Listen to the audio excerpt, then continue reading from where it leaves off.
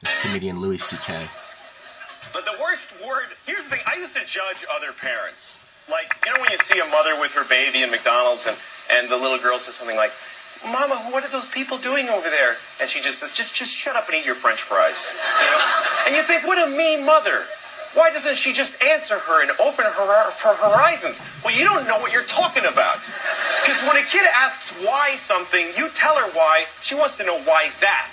And then you tell her why that. She wants to know why that. And you try to come up with an answer that stops, but you can't. And she takes every idea and deconstructs it to the point where I don't even know who I am anymore.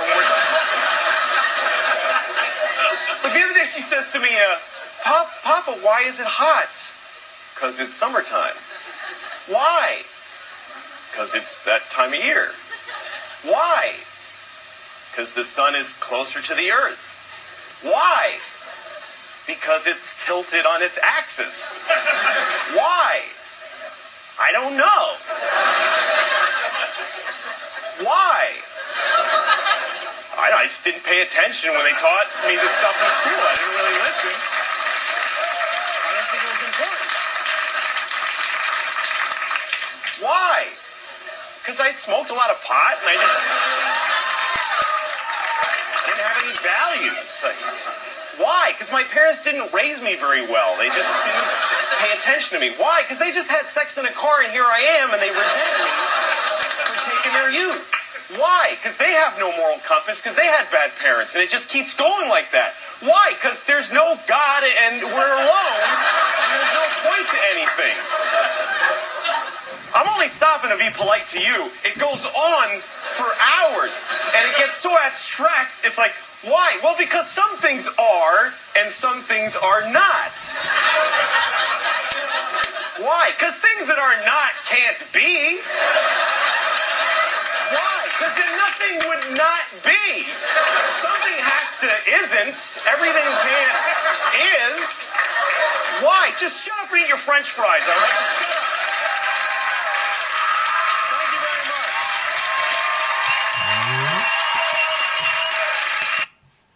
much. All right. And I really like these why questions. I think it turns out that when we were 3 years old, all of us went through this why stage, where we just kept asking over and over again, why? And I don't think we ever got the answers to those why questions. We just learned to stop asking them.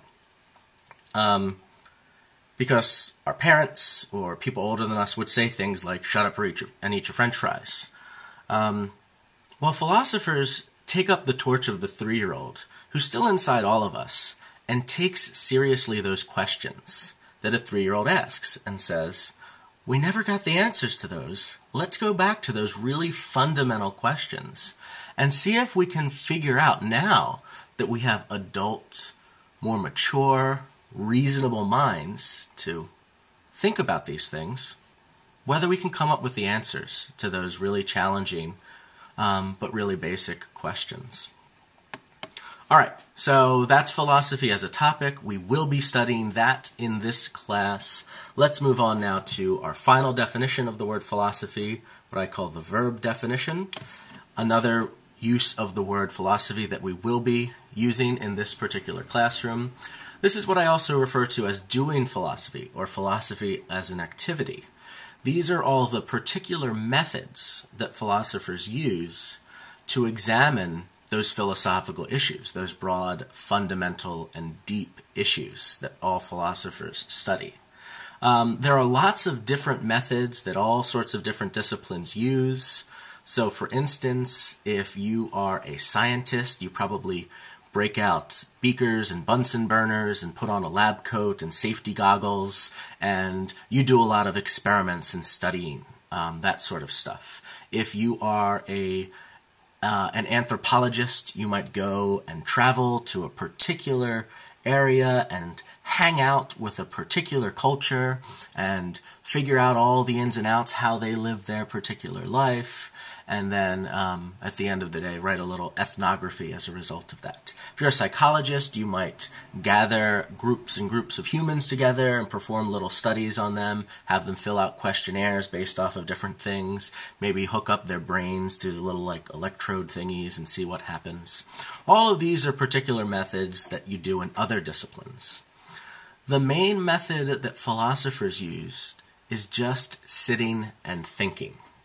And let me try to talk a little bit more detail about what it means to just sit and think. It doesn't sound like you're doing a lot, but basically it's thinking very carefully, very systematically. And the idea is that this type of thought, really deliberate thought, to understand the questions and understand other people's proposed answers, can actually make a difference, can actually give you some sort of progress on the question or the issue that you're examining. That just by carefully trying to organize your thoughts and arrange your beliefs on this particular topic, you can make a lot of progress. And I emphasize the sitting part as well, because every other discipline involves some amount of rational deliberation, but philosophers tend to only think. That tends to be their either primary or only method that they use. So the sitting part means they do nothing else aside from thinking. The symbol of a philosopher is the armchair, a philosopher just sitting in an armchair, maybe smoking a pipe, and just sort of giving that pensive look, deep in thought, that sort of thing. So philosophers don't often use any experiments. They don't go into a lab, wear safety goggles. They don't have to do any of that, because the main methodology that philosophers use is just sitting and thinking. And this is the particular activity I want to discuss in a little bit more detail with the remainder of this lecture. I want to talk about philosophy as an activity and the verb definition. So we're going to focus on definition 3 throughout the rest of this lecture.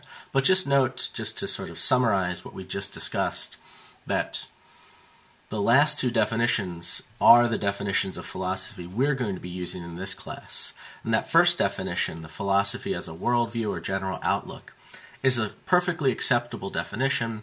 It's just not what we study, what we're going to be talking about in this particular class.